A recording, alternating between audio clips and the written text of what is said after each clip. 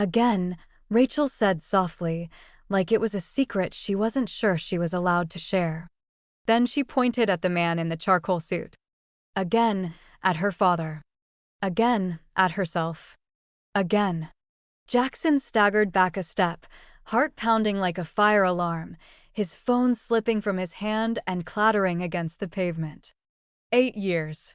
No sounds. No syllables. Not even a whisper. Now this. The security feed had caught every frame, but there was no way the camera could capture what Jackson saw on Gino Genovesi's face in that moment. Not fear. Not confusion. But something closer to awe. Because Raechel, his daughter, his mystery, his locked vault of a child, was laughing. Laughing so hard, she had to hold her belly. And she was laughing at a Mafia boss. Gino was crouched beside her on the neighborhood sidewalk, holding a banana up to his ear like a phone and mimicking a banker's nasal voice with exaggerated elegance. Buy. Sell. Transfer to offshore. Get me my third yacht, he bellowed, waving the banana. And Raechel had burst into sound. Not the hollow giggle Jackson had once begged a therapist to coax from her. Not the mimicked laughs from cartoons played on loop. This was different. This was alive. And it had cracked through years of silence like dawn through blackout curtains. Jackson couldn't move. Couldn't speak. Could only watch as the most feared man in his contact list made his daughter laugh like she'd known joy all her life. She turned to Gino again.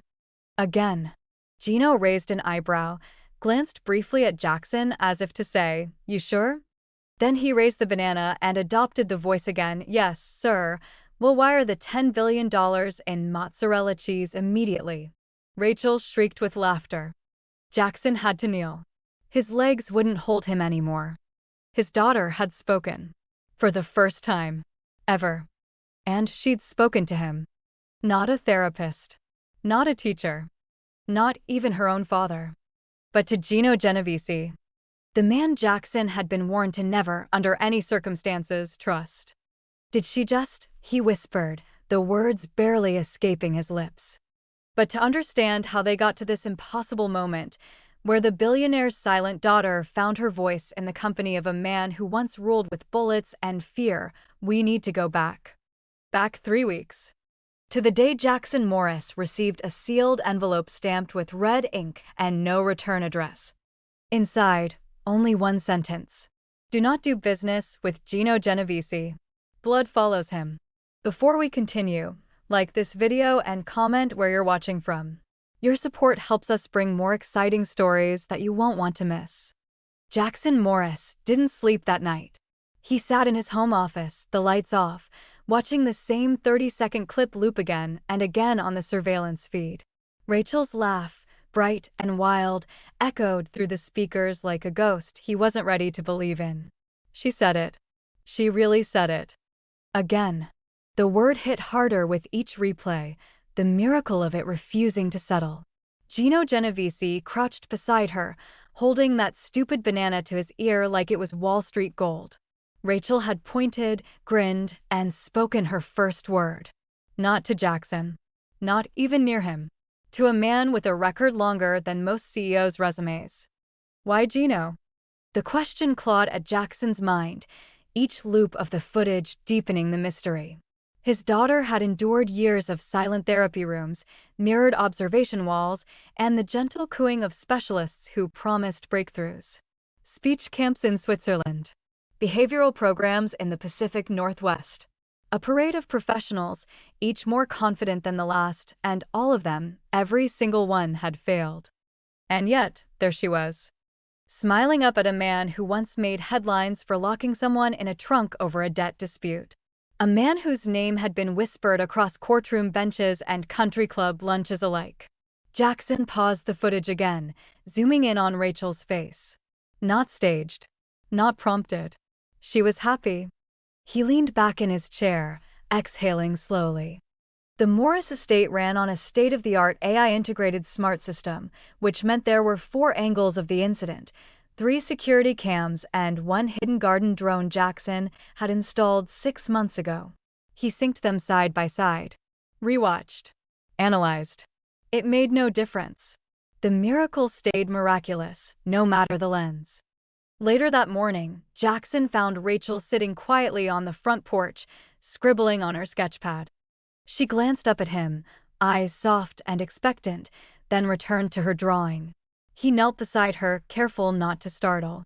"You feeling okay, honey?" he asked gently. She nodded, then tore the page from her pad and slid it into his hands. It was a crayon sketch of Gino.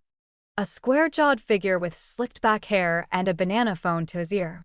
Next to him, Raechel had drawn herself, arms raised mid-laughter, mouth wide open. Jackson stared at it, heart clenching. She'd captured the moment better than any surveillance system ever could. And she'd signed the bottom in shaky block letters, again. By noon, Gino was back. Jackson had sent his driver, not because Gino didn't know how to arrive, but because he wasn't ready to let the man walk in on foot like a savior. Raechel sprinted to the door before Jackson even heard the tires on gravel. She didn't speak this time, but her hug was word enough. Gino bent low, receiving it with a gentle chuckle, patting her back like they'd been friends for years. Jackson stood in the archway, arms crossed. They sat together on the sun-drenched steps while Gino peeled a real banana and offered her half. Raechel didn't take it, but she mimed the phone again, giggling softly. "You're gonna get me typecast," Gino joked, glancing over at Jackson. "Kid thinks I'm a comedian." Jackson didn't laugh. After Raechel went inside, Jackson cornered him in the foyer. "What are you doing to her?" Jackson demanded, low but firm. Gino blinked, confused. "She talks to you. She laughs with you. We've spent millions on experts who couldn't even get her to smile." "So, what is it?" Gino scratched his chin, unfazed. "Maybe I talk enough for the both of us," he offered with a shrug. Maybe she needed someone who didn't expect anything back. Jackson frowned. "You really think that's it?" Gino's gaze didn't waver. "You ever try just being quiet with her?" Jackson had no answer for that. He'd always tried to fill the silence. Specialists said it was important to model speech, to prompt her. Jackson thought maybe if he filled the air with enough words, she'd catch one. But Gino? Gino had walked in with a banana and a joke. He'd listened before ever asking to be heard. Later that week, Jackson made an offer. A formal job. Therapeutic liaison, he called it, carefully phrased, clean on paper. Competitive pay. Flexible hours. A non-disclosure agreement longer than most contracts. But Gino shook his head almost immediately. "She don't need a fixer," he said. "She needs a friend." Jackson clenched his jaw. "You're a convicted felon." Gino shrugged. "Then don't call it a job. Call it dropping by." There was no smugness in his tone, just something painfully honest. "I'm not here to be on your payroll. I'm here because she laughs." Jackson should have been furious. But he wasn't. He was scared. Scared because he had no idea how to give his daughter what Gino seemed to provide effortlessly. Every part of his world, the power, the money, the calculated control, suddenly felt worthless. Raechel didn't care about any of it. She cared about him. And that terrified Jackson. The next time Gino came over, Raechel met him at the door holding something behind her back. When he crouched down and said, "What's cookin', Sunbeam?" she handed it to him with shy excitement. A folded piece of paper, crinkled at the edges, covered in colored pencil. It was a drawing of his briefcase, with tiny pink hearts around it. In the center was one word, spelled carefully, safe. Gino swallowed hard. "You makin' me sentimental," he joked, tucking it carefully into his coat pocket. "Gonna ruin my reputation." Raechel beamed. Jackson, standing behind the glass doors, watched his daughter shine. He wasn't used to that. The routine became a rhythm. Gino would arrive mid-afternoon, never announced, never late. Raechel started preparing for him, setting out crayons, making peanut butter sandwiches the way he liked them, crunchy, not smooth. She began leaving little notes in his briefcase. "Banana phone, pink tie next time, Raechel equals friend?" He always responded, sometimes with doodles, sometimes with candy. And then, one rainy Thursday, she said it. They were in the library, Gino thumbing through an old crime novel while Raechel drew beside him. Jackson entered quietly, expecting the usual silence. Instead, He heard her voice, barely above a whisper, but unmistakably real.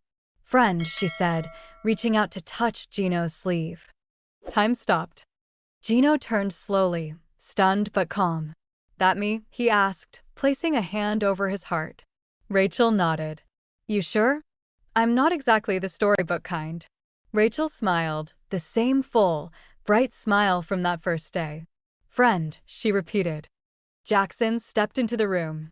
She looked at him and pointed to herself, then to Gino, then to Jackson. She drew a little circle in the air. Together. Jackson's throat tightened, and for the first time in his life, he didn't try to speak. He just listened. Because maybe that's what she needed all along. Not a cure. Not a diagnosis. Not $1 million treatment plan. Just someone who let her be quiet and showed her what it meant to feel seen anyway. And maybe, just maybe, the man who used to traffic secrets had finally learned how to carry something sacred. Silence, to Raechel, had never been emptiness. It was a soft wall she could press herself against when everything else got too loud. Not a prison. Not really. More like armor, cool, invisible, and always reliable. The day her mother died, something inside Raechel closed like a book being snapped shut. She was only 3. Her mother had been reading to her fairy tales, Raechel thought, though the memories swam in fog. There was laughter in the morning and stillness by sunset. After that, Raechel remembered silence. Not because she lost her words, but because he did. Jackson, her father, stopped speaking first. Not completely. He still talked about meetings, projects, security clearances.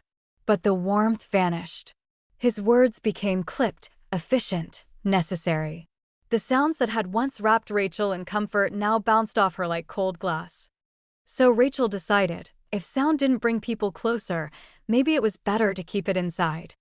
At first, she thought it would make her father look at her again the way he used to. Eyes wide. Curious. Present. But Jackson just assumed she'd broken quietly, cleanly, like a machine shutting down. They sent her to doctors, therapists, whisperers in pastel offices who used puppets and promises. None of them ever stopped to ask why she was quiet. They only asked how to make her speak again. She tried once to say something, just 2 days after the funeral. But when she looked up from the floor and whispered, "Daddy," he had his back turned, on a call, his voice tired and hard. She never tried again. Then one day, Gino showed up with a banana in his hand and the swagger of someone who'd never been told to be gentle. He was loud, God, he was loud, but never in a way that made her flinch. His voice didn't demand anything. It filled the room like jazz music, unpredictable and warm.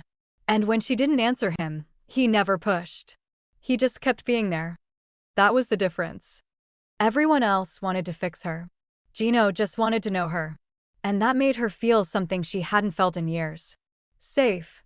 Not watched. Not tested. Just safe. She started watching his hands closely, how they gestured when he talked. He didn't sign, but his whole body spoke. The way his eyebrows lifted when he told a story. The way he leaned forward when she pointed to a drawing. The way his voice dropped when he said her name like it was a secret between them. Sunbeam, he called her, after the way she looked when she smiled. It made her want to give something back. So she started with art. She drew him carrying a briefcase made of bananas. She drew herself next to him in a tuxedo and called them secret agents of laugh. He laughed so hard he choked on his coffee. And then he put the picture in his wallet like it was currency. After that, Raechel got bolder. She began tapping piano keys while he talked, pressing specific notes when he made her laugh or pause. A high C meant more. A soft F meant again. He caught on fast. "We're making our own language here, huh, Sunbeam?" he said one day, scribbling a few notes on a napkin to remember her yes chords. She had never felt more understood. Jackson, meanwhile, started hovering. She noticed him more, standing in doorways, lingering at the top of stairwells, trying to stay invisible and failing. He looked tired all the time, but more than that, he looked confused. Like he didn't know how to be in a house where things were finally starting to work. He never interrupted, but his eyes were always searching. He watched her and Gino from his office one afternoon as they built towers out of sugar packets and laughed when they toppled. Then he pulled up the footage from the house surveillance system. He watched hours of interaction on fast forward, slowing down anytime Raechel so much as smiled. There was something obsessive about it, something desperate. Like he was trying to study joy the way he used to study code. But he didn't understand it, not really. So he did what he always did when he felt powerless. He reached for data. Without telling anyone, not Raechel, not Gino, he encrypted a copy of the footage and sent it to a child behavioral neuroscientist at an elite institution in Berlin. The email was short. Just one line, "Tell me what you see that's working." And for a while, that was the end of it.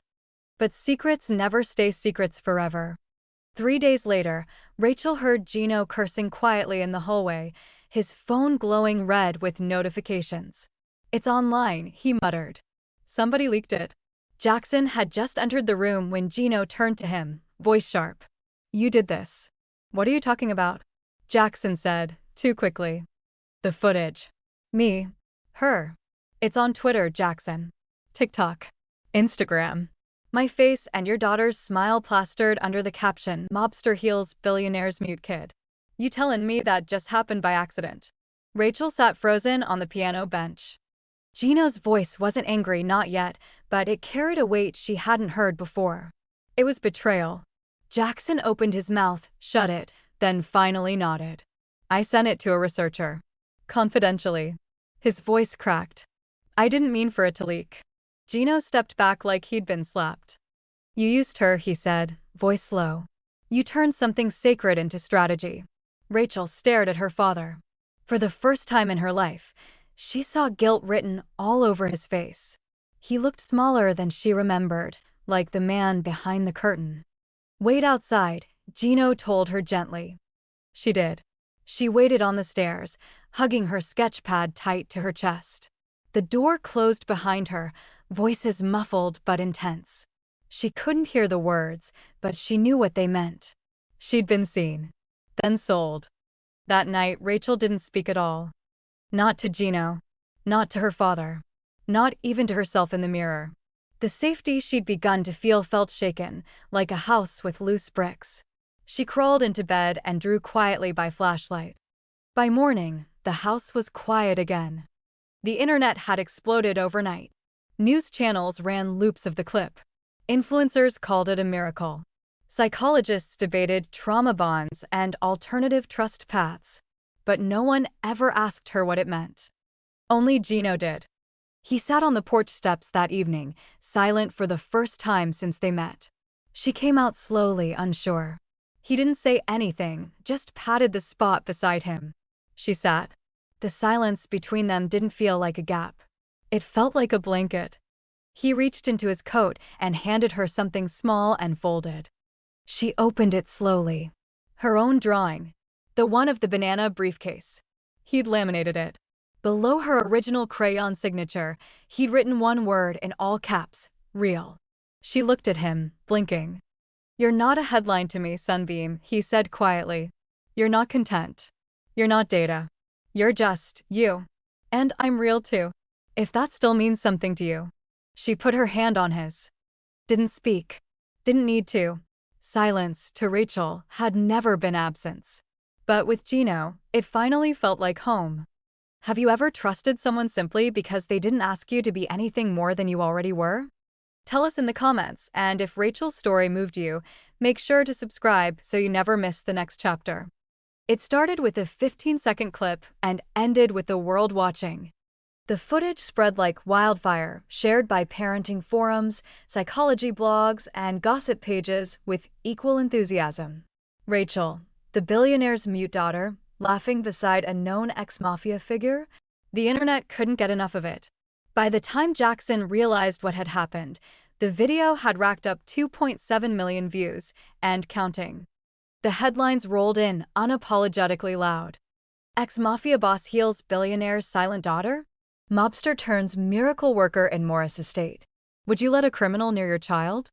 The tone shifted quickly from awe to outrage, from wonder to worry. Within 48 hours, the story wasn't about Raechel's healing. It was about Gino's past. TV pundits debated his criminal record like it was an active court case. Some argued he was proof that redemption was real. Others called him a danger to children. What kind of parent lets a man like that inside their home? One anchor spat on a live broadcast. What else is happening behind those mansion gates? Jackson sat stiffly in his home office as CNN looped the footage of Gino holding Raechel's drawing. Her smile flickered on screen like a curse, beautiful but damning. He muted the television. Gino hadn't returned Jackson's calls in 3 days. Raechel barely ate. The silence in the house was growing sharp again. When Gino finally arrived, he didn't use the front door. He walked right into Jackson's office like he owned the place, eyes dark and jaw locked. "You used her," he said without ceremony. Jackson stood to respond, but Gino raised a hand. "Don't lie. Just don't. This ain't a board meeting." "I sent it to a neuroscientist," Jackson snapped, defensive. "It wasn't supposed to go public." "That doesn't make it better," Gino said coldly. "You had no right." Jackson looked away. "I had every right. She's my daughter." "And what am I?" Gino asked. "The science project?" The air in the room turned thick with tension. Jackson tried to explain, but every word sounded weaker than the last. Gino didn't care about damage control or public statements. He only cared about Raechel, and she was the one now caught in the middle of a circus neither of them had asked for. "She trusted you," Gino said. "And you sold that trust for a damn case study." Then, quietly, Gino added, "You weren't the first one to ruin a child." Jackson paused, unsure what he'd heard. Gino didn't elaborate, not then. He just turned and walked out, his steps slow but certain. Later that night, he found himself driving not toward home, but toward memory. The kind of roads you don't mark on maps. It had been 13 years since the job that changed everything. He wasn't supposed to know the girl's name. Just grab her, deliver her, get out. But she cried so softly in the back seat, asking for her dog, her mom, her nightlight, and something in Gino snapped. He stalled the drop-off. Told his crew there was a problem. Tried to find a way to undo what he'd done. But it was too late. The handoff went through anyway, someone else stepped in. By the time Gino returned, she was gone. Her parents were on the news, sobbing under flashing lights. Gino quit the family 3 days later. Not out of courage. Out of grief. That guilt lived in his chest like rot. No redemption arc. No forgiveness. Just a daily ache. When he met Raechel, he didn't see a second chance, he saw a second child. And this time, he'd get it right. But the world wasn't done punishing him yet. 2 days after the video leaked, a plain white envelope arrived at the Morris estate with no stamp, no return address. Jackson opened it without thinking, expecting another media request or legal notice. Inside was a single sheet of paper. No signature. Just 7 printed words, "Tell the gangster to leave."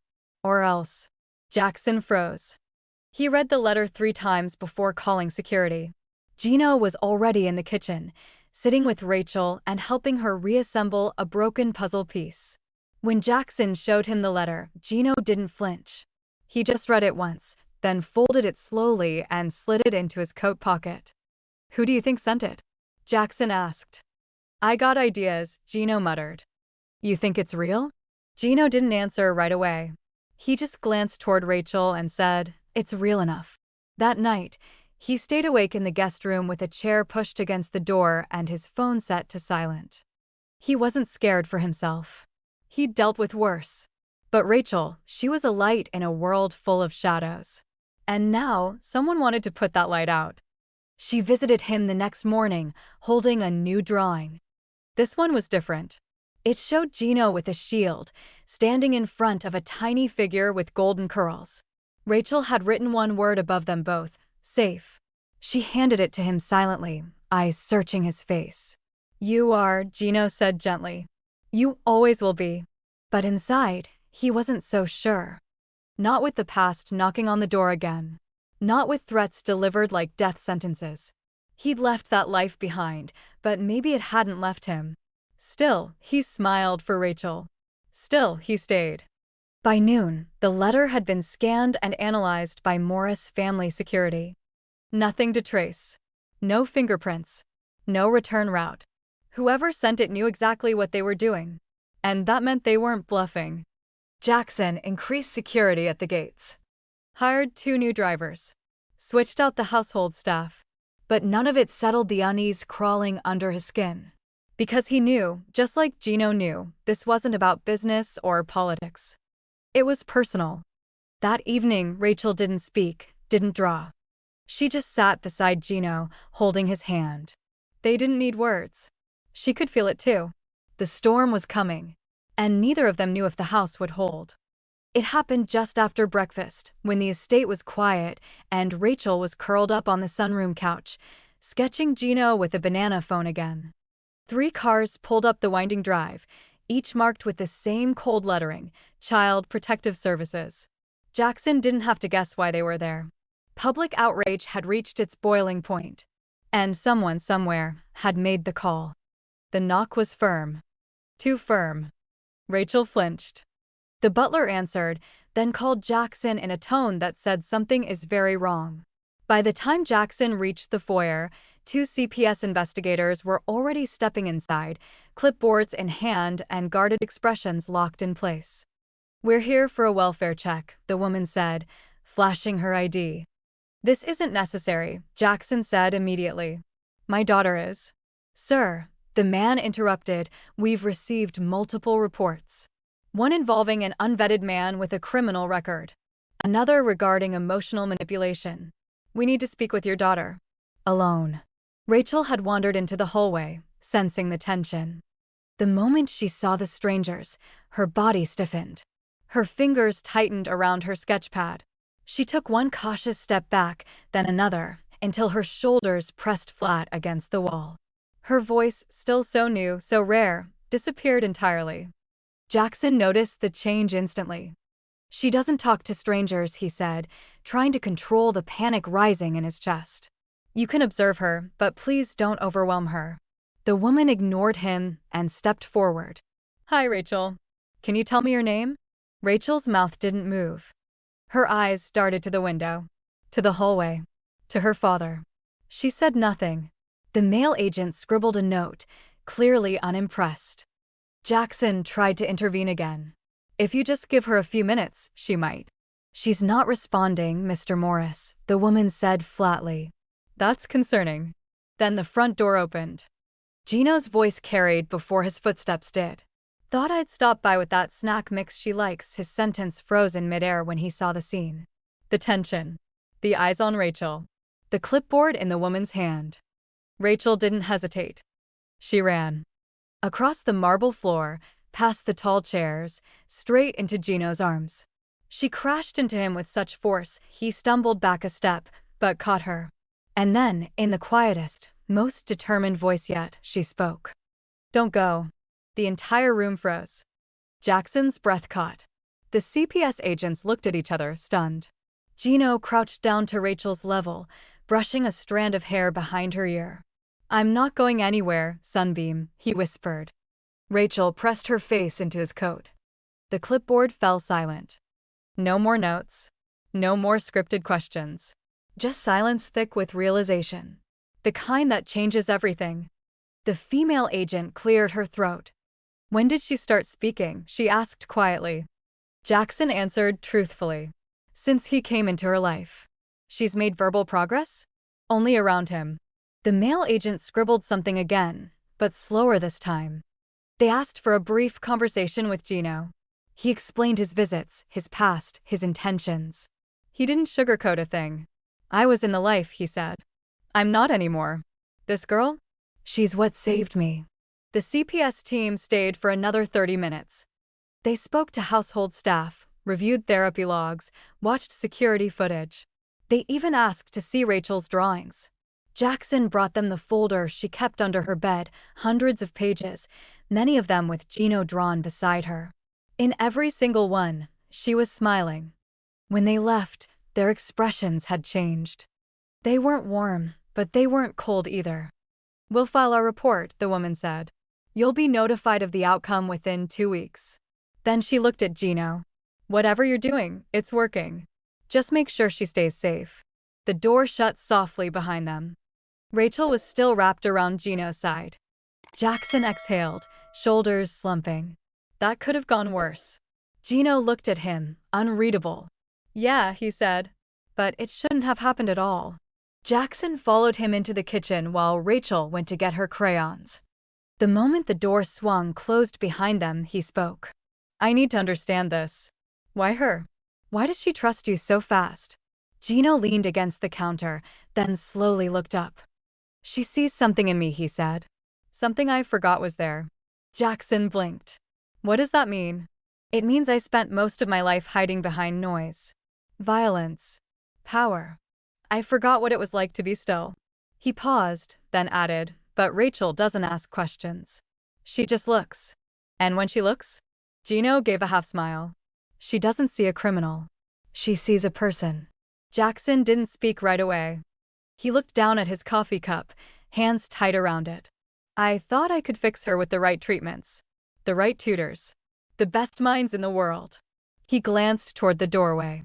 Turns out she just needed the one person who never asked her to be fixed. Neither man said anything for a while.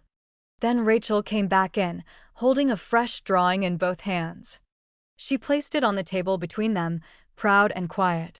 The lines were thick and bold, three stick figures, standing shoulder to shoulder. One had slicked back hair. One wore a tie. One had curls and a pink dress. And above them, written in neat block letters, together. Jackson stared at it. Then looked at her. Is that me? He asked, pointing to the middle figure. Raechel nodded, then added one more word at the bottom corner of the page. Family.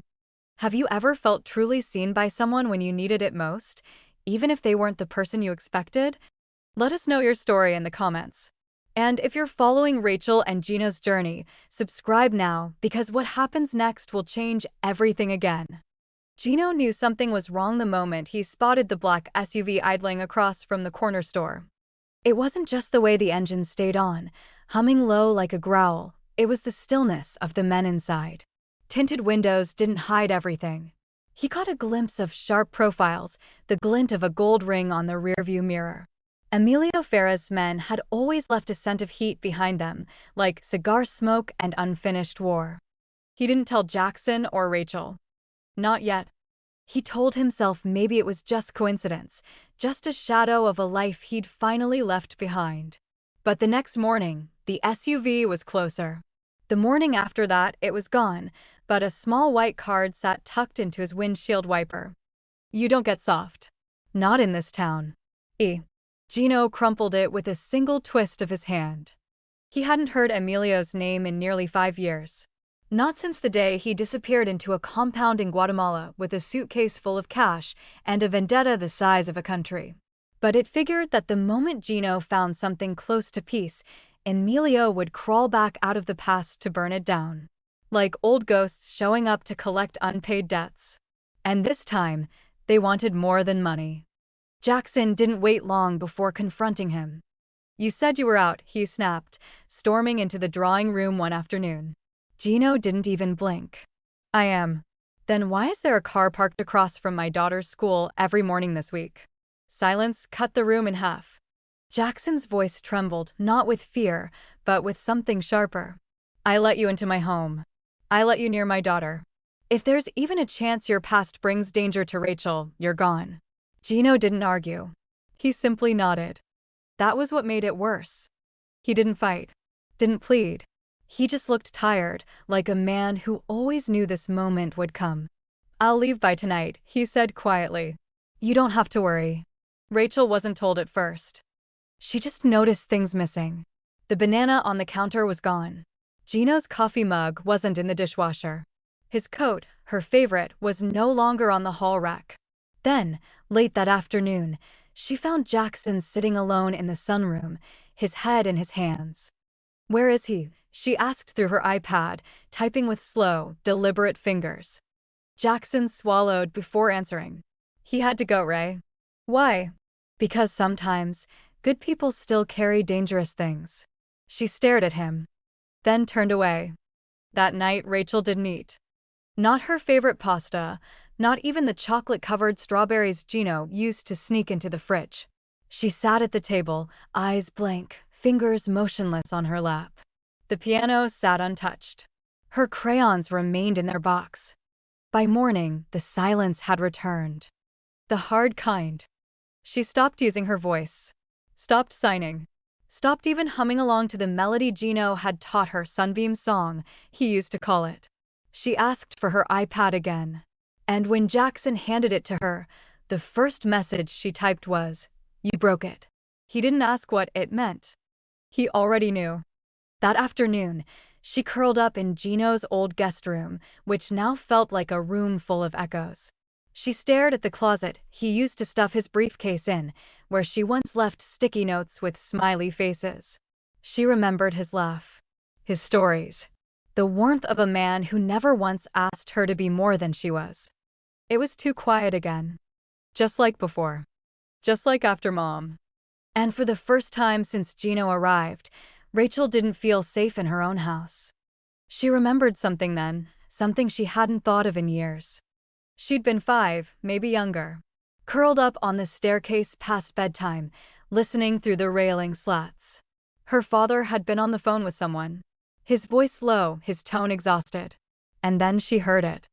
"She's defective, Tom. No matter what we try." She hadn't understood the word then. But the way he said it had carved a hole deep inside her chest. She carried that word like a shadow, even as therapists said she was just selective, sensitive, special. Defective felt truer. It was what people said when they thought you couldn't hear. It was the name no one admitted they gave you. And now Gino was gone. And she was defective again. Meanwhile, Gino was 22 miles away in a roadside motel with a busted AC unit and one good light bulb. He hadn't slept much. Old habits returned fast, checking exits, keeping a knife in the nightstand, drinking coffee black and silent. Emilio's men were smart, but not subtle. When they cornered him outside room 204, he wasn't surprised. 3 of them. 2 with switchblades. 1 with words. "Thought you could play house with the rich, huh?" the leader sneered. "What's next, adoption papers?" Gino didn't answer. The fight was quick and dirty. He broke the leader's nose, took a punch to the ribs, slammed the second guy against the ice machine, and made a run for it before the third could draw a weapon. He limped back to his room, breath ragged, blood dripping down the side of his face. He didn't even look in the mirror. The next morning, he showed up at the Morris estate unannounced. He was there to say goodbye. For real this time. His lip was split. His knuckles bruised. A fresh gash ran across his temple. But when Raechel saw him from the second-floor landing, she didn't see the blood. She saw loss. And then she screamed. A raw, piercing sound, half shout, half cry. It wasn't just fear. It was heartbreak. She ran. Down the stairs. Across the hall. Into his arms. Jackson was right behind her, panic across his face. "She can't handle this," he said. "You need to go." But Gino shook his head. "She can't handle me leaving." Raechel buried her face in his jacket and whispered the first full sentence she'd spoken in days. "They hurt you because of me." Gino dropped to one knee. "No, Sunbeam. They hurt me because of who I used to be. But you make me someone better. And that's why I'm staying." The hallway was quiet after Raechel's scream, but not empty. Gino sat on the bottom step of the grand staircase, his arm wrapped around her small shoulders, his bruised face tilted down. Jackson stood a few feet away, hands twitching like he wanted to intervene, but didn't know how. No one moved for a long moment, not until Raechel finally lifted her head and whispered, "Stay." It wasn't a plea. It was a command. Jackson exhaled slowly, his voice hoarse. "You need to tell me the truth. All of it." Gino didn't look up. "You sure you want that?" Raechel nodded before her father could answer. She reached for Gino's hand and held it tightly, like a promise in skin. Gino leaned back against the banister. His voice was softer than Jackson had ever heard it. "Years ago, I took someone's daughter."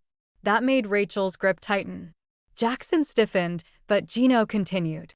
"Not for ransom. Not for fun. Just following orders." "It was a job," Gino said, eyes distant. "Grab the kid, no questions." Deliver her to someone higher up the chain. I didn't even know her name. He swallowed. But she was so small. So scared. And his voice cracked. I saw myself in her. Not the part that did the grabbing. The part that always wanted someone to stop it. Raechel looked up at him, eyes wide. Gino couldn't meet her gaze. She cried the whole ride, he whispered. Whispered things like, "Tell mommy I'm being good." Jackson sat on the stairs, heavy with disbelief.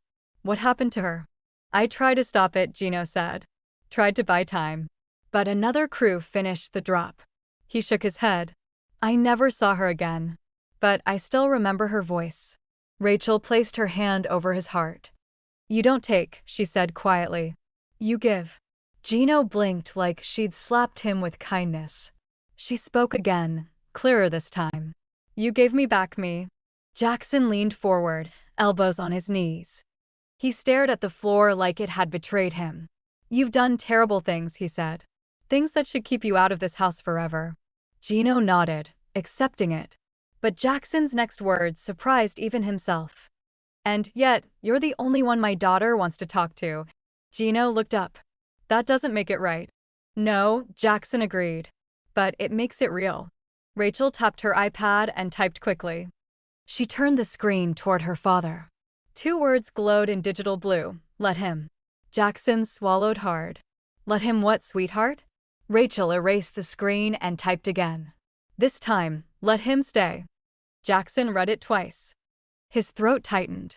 You really want that? She nodded. Even after all you know about him? Raechel pointed at herself. Then at her father. Then at Gino. She made a slow circle with her hand, the symbol she'd once drawn for together. He's part of the circle now? Jackson asked. She nodded again. Family, she whispered. Jackson stood and walked to the window. He needed a minute to breathe. A minute to believe what was happening in his own home. A minute to let go of fear long enough to see truth. She never spoke like this for anyone, he said without turning around. Not for therapists. Not for me. Not even for her mother when she was still alive. He looked back at them. But she speaks for you.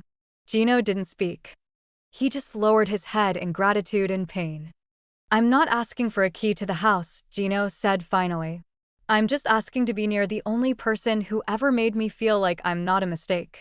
Raechel stepped forward and grabbed his hand again. You're not, she said. Jackson nodded, slowly, like something inside him was finally bending. Then stay, he said. But understand this. If they come for her, if they even look her way wrong again, there is no law that will protect you from me. Gino gave a tired smile. If they come for me again, he said, voice hardening, I won't run. He stood, tall despite the bruises. I ran once. It cost a girl her life. He looked down at Raechel. I won't make that mistake twice. Gino thought he'd left the courtroom behind a long time ago. But the summons arrived in a manila envelope with no return address, signed and stamped by the county prosecutor. The charge? Violation of parole, suspicion of obstruction, and continued contact with a minor while under supervision. The source of the evidence? A viral video of a mafia boss and a billionaire's daughter laughing together like old friends. Emilio Farah's fingerprints weren't on the paperwork, but Gino didn't need them to know who was behind it. This was Emilio's style, silent sabotage wrapped in law instead of lead. The footage of Raechel had done more than inspire headlines, it had given Farah's ammunition. The story wasn't about healing anymore. It was about danger. Public sympathy had become a weapon in someone else's hands. Jackson exploded when he read the charges. This is nonsense, he spat, pacing the marble floors. They're using her as leverage. As bait. Gino sat in silence at the edge of the couch, staring at the letter like it might vanish if he looked hard enough. I told you this would happen, he said quietly. Jackson didn't waste time. Within hours, he'd assembled a legal team of 6, 2 former federal prosecutors, 1 ex-judge, and 3 Ivy League sharks with reputations sharp enough to draw blood in closed chambers. You're not going to prison, he said. Not on my watch. But Gino didn't look relieved. He just looked tired. Maybe I deserve it, Gino said. For everything before Raechel. Jackson turned slowly. You think punishment equals justice? I think penance is the only currency I've got left. Well, you're bankrupt, Jackson muttered. Because Raechel doesn't want penance. She wants you. The court date came faster than anyone wanted. Media vans parked outside the estate 2 days before the hearing. Reporters camped by the gate, drones buzzed the roof, and headlines swarmed every platform. Mafia mentor or manipulative monster? Will the court silence Raechel again? Gino refused interviews. Jackson bought out every seat in the gallery to keep cameras out. The morning of the hearing, Raechel appeared in the foyer dressed in a navy blue dress and matching shoes. She held Gino's hand without asking permission. "You don't have to do this," he whispered. "Yes, I do," she whispered back. "You showed up for me." Her grip tightened. "Now I show up for you." The courtroom was colder than Gino remembered. Wood-paneled walls, long benches, the smell of paper and nerves. He hadn't sat at a defense table in 12 years. But this time, he wasn't alone. Jackson sat on his right, Raechel on his left. And for once, he felt like more than just a man on trial. The prosecutor opened with fire. He has a record stretching back 25 years. Assault, racketeering, extortion. This man, she said, pointing directly at Gino, was never supposed to be around children, especially not vulnerable ones. And now he parades around as a father figure to a mute child, weaponizing public sympathy to clean his record. Raechel looked down at her hands. Gino looked straight ahead, jaw clenched.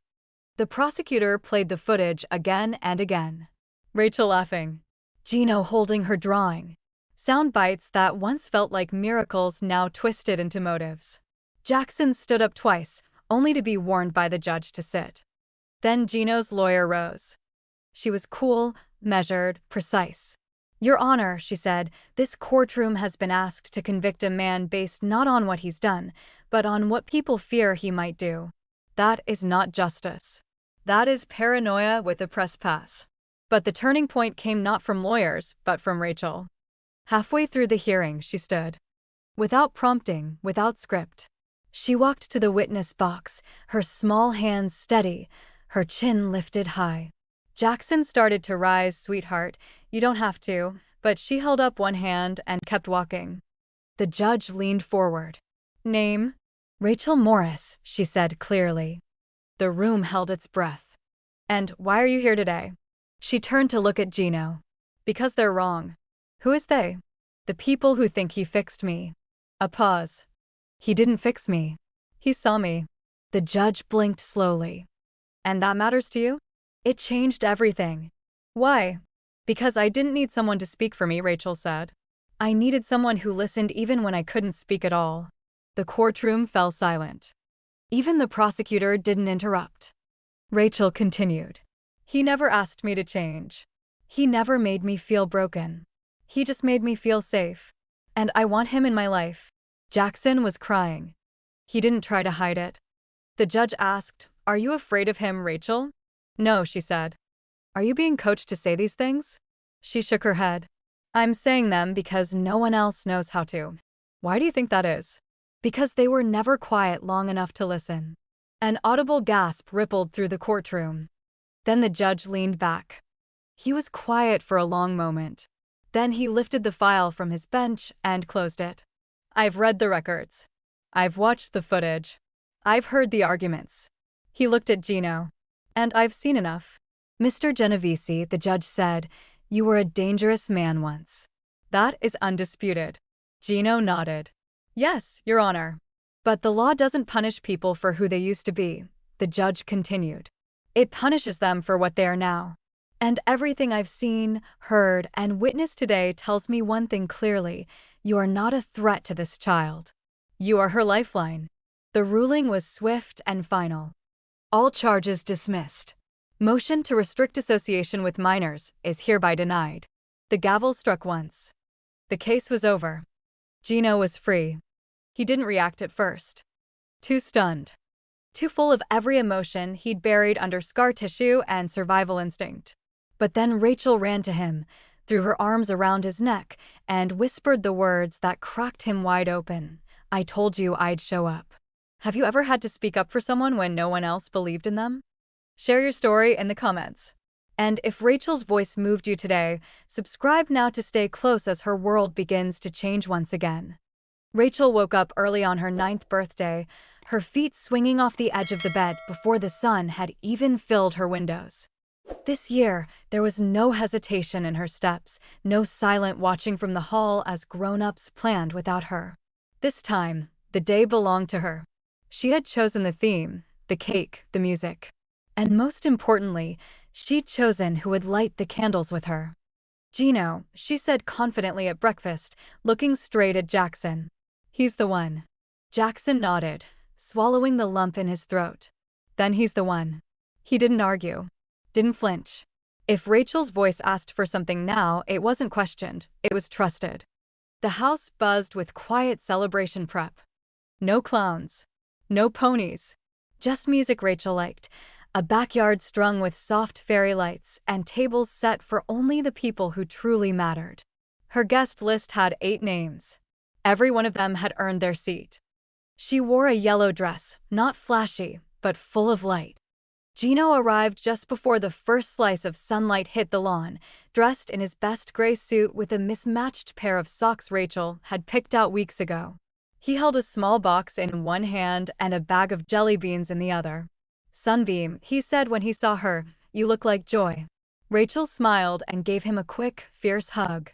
The yard filled slowly with laughter and the clink of lemonade glasses. Kesha came from out of state with her sketch pad and an armful of gifts. Sarah, Jackson's sister, brought a guitar and played soft background melodies while Raechel passed out hand-drawn thank you cards before anyone could give her theirs. Even the butler, who usually stayed behind the scenes, sat at the edge of the table, smiling wider than Raechel had ever seen. It didn't feel like a party. It felt like a hug. When the cake was wheeled out, everyone quieted. 9 small candles stood in a perfect circle atop a white frosted surface. Raechel stood slowly, eyes glowing in the candlelight, and reached out for Gino's hand. He took it, no hesitation. Together, they stepped forward. And in front of everyone, she whispered, "You first." Gino raised his brow. "You sure?" She nodded. "Together," she said. "We blow together." They leaned in side by side. And with one breath, the candles went out. The applause was gentle, no one wanted to overwhelm her. Just soft claps, warm smiles, eyes glistening with something more than joy. Jackson rose then, clearing his throat gently. "Can I say something?" All eyes turned to him. He stood, drink in hand, but his voice wasn't formal, it was quiet, careful. "I used to believe that the people we fear most are the ones we should keep out." He paused, looking at Gino. "But sometimes, the ones we fear turn out to be the ones we need most." Gino didn't look away. "I feared what Gino represented," Jackson continued. "His past, his choices, the world he came from. But my daughter didn't." He looked at Raechel then. She saw who he is now. And, because of her, so did I. There was a stillness after he finished. Not awkward. Just full. Gino stood next. "I didn't bring a big speech," he said. "But I brought something else." He reached into his coat and pulled out a small, velvet box. He handed it to Raechel, who opened it slowly. Inside was a simple silver bracelet. It had no diamonds, no charms. Just 2 words engraved along the edge in delicate cursive, already enough. Raechel ran her finger across the letters and looked up at him. "It's just a reminder," Gino said, crouching so they were eye level. "You never needed fixing, Sunbeam. You just needed someone who saw you the way you already were." Raechel blinked fast, the emotion caught behind her eyes. She nodded once, then leaned in and whispered, "Thank you."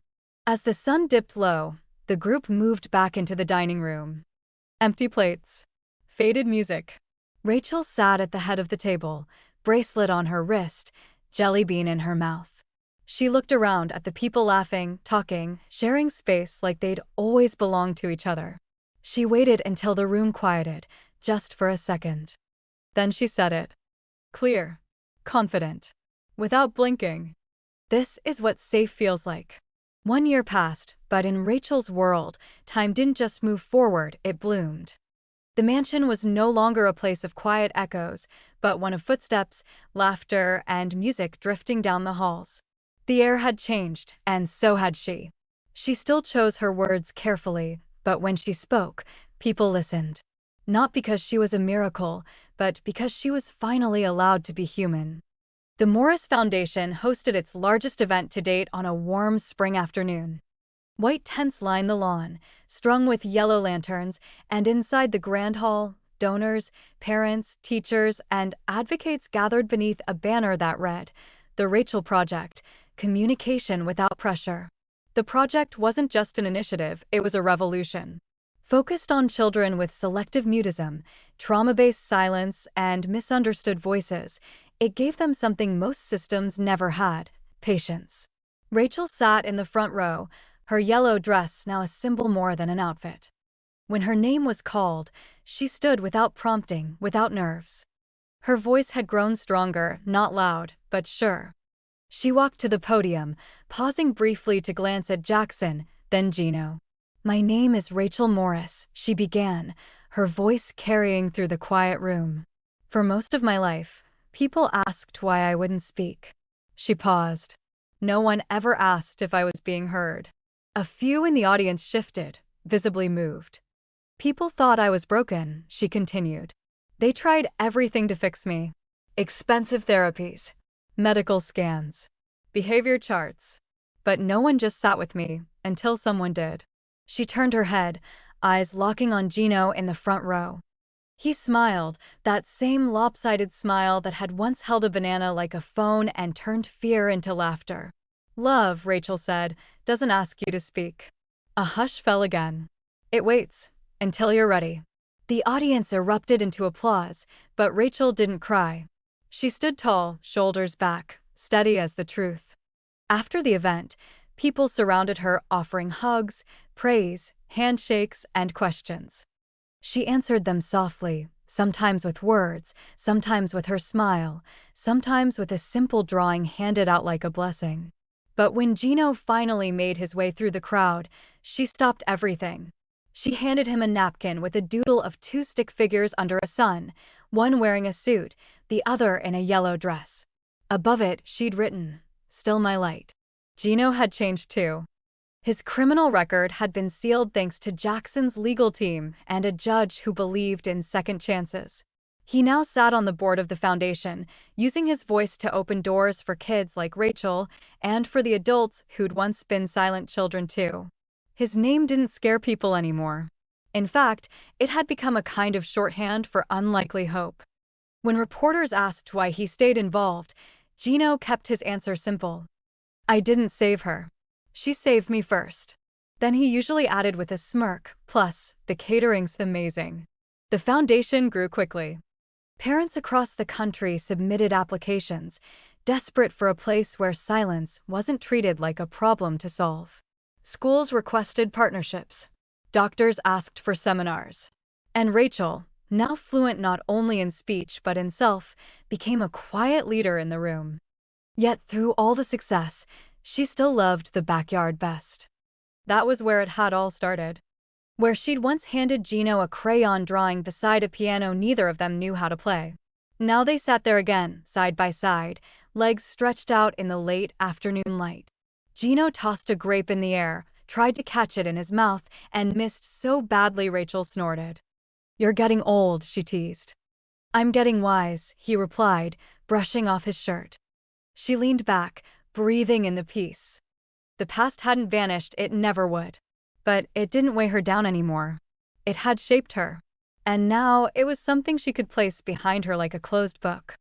She reached into her pocket and pulled out a stone she'd painted herself. It had a single word etched in gold across its center, "Enough." She handed it to him. "What's this for?" he asked. "To remind you," she said, "what you told me first." Gino held the stone like it was made of something sacred. He didn't say anything, just nodded. She knew that look by now, the one he wore when words would only make something smaller. They sat like that for a long while, the sky dimming into dusk. A soft wind brushed the branches above them.